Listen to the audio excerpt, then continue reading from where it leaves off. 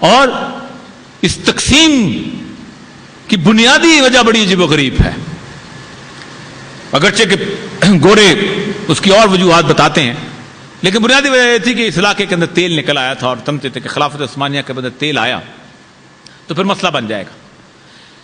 1920 میں جب تقسیم کر دیا گیا تو جس کے پاس زیادہ تیل تھا اس کی سب سے چھوٹی مملکت بنائی گئی، کویت۔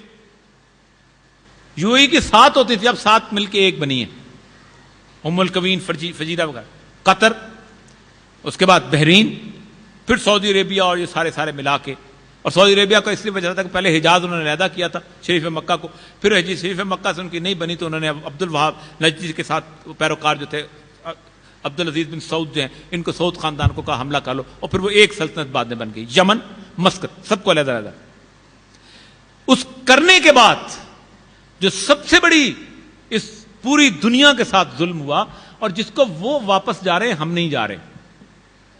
اب اس سازش کو کم از کم آپ کو میں یہاں سمجھانا چاہتا ہوں۔ 1920 کے بعد 1926 میں ویلتھ آف نیشنز بنی، تو ویلتھ آف نیشنز میں 26 کے اندر پاسپورٹ آیا، پہلی دفعہ۔ یہ باؤنڈریز نہیں ہوتی تھیں، پاسپورٹ آیا۔ 1928 میں ویزا ریگولیشن آئیں، 1928، یہ کل کی بات ہے۔ میرے والد 1908 میں پیدا ہوئے تھے، جب وہ جوان تھے اس وقت بھی یہ باؤنڈریز نہیں تھیں، یہ سرحدیں نہیں ہوتی تھیں۔ یہاں کا بغداد کا تاجر یہاں آ کے آباد ہو جاتا، یہاں کا ہندی تاجر جب وہاں جا کے آباد ہو جایا کرتا تھا۔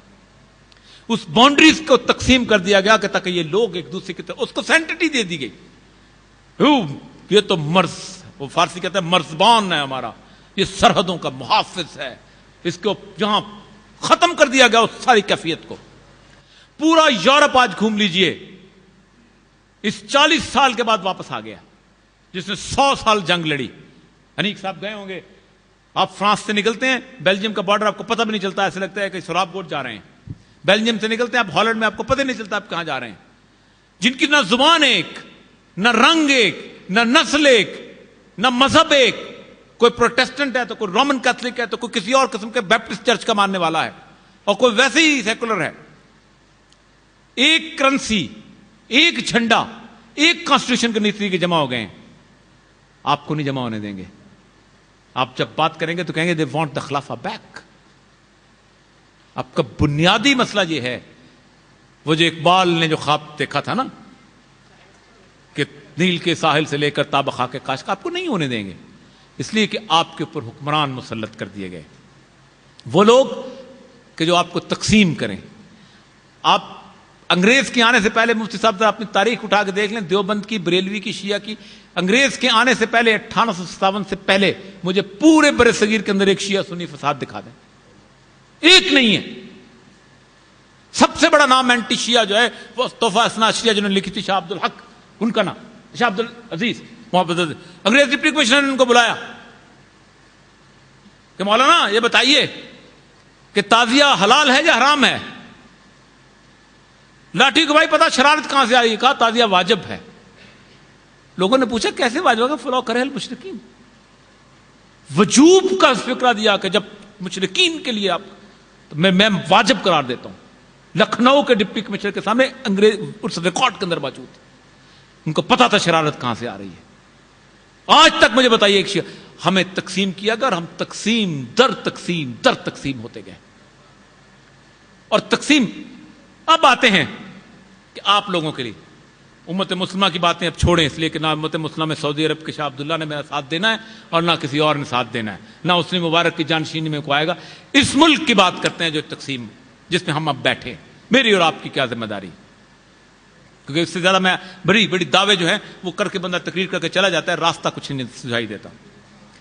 میں آپ کو بتاؤں، زیادہ وقت نہیں لینا چاہتا، کہ سمت یہ پاکستان دنیا کے خطے کے اندر جو قومیتوں میں تقسیم ہو رہی تھی نا ساری کی ساری، جب کوئی کہہ رہا تھا میں عراقی ہوں، میں شامی ہوں، میں لبنانی ہوں، میں تیونسی ہوں، میں بیلجیم نیشنلٹی کا ہوں، میں کسی اور کا، تو اس وقت یہ 30-35 سال کے اندر 1945 کی سیکنڈ ورلڈ وار تک یہ سارا معاملہ مکمل ہو گیا۔ اس وقت سب نے کہا کہ میں ہوں ہندوستانی، ہندی ہوں، میں انڈونیشی ہوں، میں ملائن ہوں، میں فلانا ہوں۔ ہم دنیا کے اندر وہ واحد معزز قوم ہے جس کو اللہ نے یہ توفیق بخشی کہ ہم اپنے دروازے کے اوپر اللہ کے نام کی تختی لگائیں. ہم وہ واحد قوم ہیں جس نے کہا کہ تم ہندو راجپوت ہو اور میں مسلمان راجپوت ہوں, میرا بھائی بھی ہو تو میرا تمہارے ساتھ کوئی تعلق نہیں, نکلو یہاں سے. ہم وہ واحد قوم ہے جس نے اعلان کیا کہ یہ باغ اللہ کا باغ ہے. ہم وہ واحد قوم ہے جس نے کہا, ہم نے 2 دفعہ وعدہ کیا, ایک الست بربکم کا وعدہ کر کے آئے تھے, دوسری دفعہ کہا ہاں ہم تمہارے قرآن کے اس حکم کے اوپر عمل کریں گے کہ من لم یحکم بما انزل اللہ فاولئک هم الکافرون. جو چیزیں ہم نے نازل کی ہیں, جو لوگ ان کے مطابق فیصلے نہیں کرتے وہ کافر ہیں. پھر فرمایا اولئک هم الفاسقون, وہ فاسق ہیں. اولئک هم الظالمون, وہی ظالم ہیں. 3 تمغے ہم نے اس کے بعد سجائے ہیں اس ملک کے اندر, 3 تمغے سجا کے گھومتے ہیں. میرا اللہ کہتا ہے کہ جو چیز میں نے نازل کی اس کے مطابق جو لوگ عمل نہیں کرتے وہ کافر ہیں, وہ فاسق ہیں, وہ ظالم ہیں. ہم اس ملک کا ہم نے تمسخر اڑایا, ہم نے مذاق اڑایا. ہم نے پہلے دن 2.25 سال لگائے اس بات کا اعلان کرنے کے لیے کہ اس کائنات کا مالک اللہ ہے. ہم نے یہ ملک علیحدہ لیا تھا, ہم نے ایک وعدہ کر کے لیا تھا. جو لوگ اس وقت 10 لاکھ لوگ اس ملک کی سرزمین پر کٹے ہیں, اور میں قسم اٹھا کے کہتا ہوں میرے اللہ کو اپنے شہیدوں کا لہو جائے, اس کی بہت عزت ہے اس کو. وہ قسمیں کھاتا ہے ان کی جو اس کی راستے میں نکل, لادیات ذبحا فالموریات قدحا والمغیرات صبحا, قسمیں کھاتا ہے جو اس کی راہ میں نکلتے ہیں. 10 لاکھ لوگ کٹے ہیں اس کے اوپر, اور کتنی بےغیرتی کے ساتھ ہم نے کہا نہیں نکلے. اب آتا ہوں کہ کچھ لوگوں نے گفتگو کی, ایک حدیث سنا کے سید الانبیاء کی, اس کے بعد 2 فکرے اور کہوں کہ پھر اجازت چاہوں گا کہ آپ کو کرنا کیا ہے. سید الانبیاء نے حضرت فرماتے ہیں کہ اللہ تعالیٰ نے جبریل کو حکم دیا کہ جاؤ فلاں فلاں بستیوں پر عذاب نازل کر دو. جبریل گئے, واپس آئے, کہا میں نے ایک ایسا آدمی دیکھا طرفت عین, آنکھ جھپکنے جتنا گناہ بھی نہیں کیا اس نے. کہا اللہ کا الفاظ دیکھے جو حدیث میں آتے ہیں, کہا یہ ایسا بدبخت تھا کہ جو عابد اور زاہد تھا لیکن میرے نام کی غیرت پر اس کے چہرے کا رنگ نہیں بدلتا تھا. کہا اس کو زمین پہ پٹکو اور پوری بستی اس کے اوپر پٹک دو. کتنوں کا رنگ بدلتا ہے میرے اللہ کے نام پر, کتنوں کے چہروں کا رنگ بدلتا ہے, اور کتنوں کو غیرت آتی ہے. بیٹھ کے تبصرے کرتے ہیں کھڑے ہو کے کہ آپ ہم یہاں میڈیا نہیں بنتا, یہ میڈیا میں کھا گیا ہے, یہ سارے نچنیے وہاں پر بیٹھ گئے ہیں. ایک نارکوٹک کی اسمگلنگ کرنے والا پورا چینل چلاتا ہے, ایک چھوٹے سے پراپرٹی ڈیلر جو ہے پورا چینل چلاتا ہے. کہاں لے جاؤ گے یہ ساری فیکٹریاں, اور کس جگہ لے کے جاؤ گے؟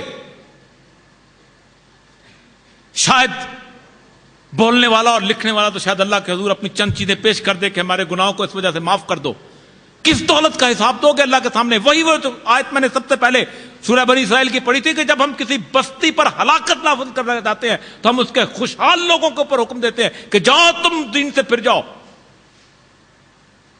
کوئی ایک رنگ بدلنے کی کیفیت ہمارے اندر ہے؟ ہم جس حالت میں ہیں اس وقت مملکت پاکستان کے, اللہ تعالیٰ نے اس کے بارے میں بڑی عجیب و غریب قرآن کی 2-3 آیتیں عرض کر کے اجازت چاہوں گا.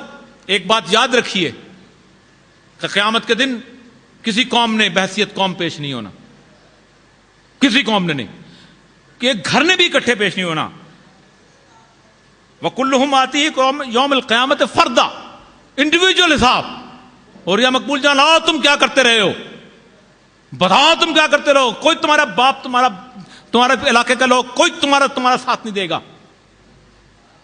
اور قیامت کے دن اعمال کا حساب انسان کی اس حالات اور واقعات جو اللہ مالک چاہیں گے وہ کریں گے, لیکن قوموں کے عذاب کا اور ثواب کا فیصلہ اللہ یہیں کر جاتا ہے. وہ بتا جاتا ہے کہ کس کو کس جگہ کس طرح کیسے اور کیسے میرے ہلاک کرنا ہے. اور ہم پر جو صورتحال آئی ہے گزشتہ 1 سال سے, قرآن کی ایک آیت سورہ انعام پڑھنے کی آیت 65ویں آیت ہے, وہ پڑھنے کے بعد اجازت لوں گا کہ کل هو القادر علی ان یبعث علیکم عذابا من فوقکم. اے نبی ان سے کہہ دو میں قادر ہوں کہ آسمانوں کے اوپر سے عذاب نازل کر دوں تم پر, او من تحت ارجلکم, تمہارے پاؤں کے نیچے سے عذاب نازل کر دوں تمہیں پتہ بھی نہ چلے. اور یلبسکم شیعم ویذیق بعضکم باس باس، اور تمہیں گروہوں میں تقسیم کر کے ایک دوسرے کی گردنیں کٹوا کر تمہیں عذاب کا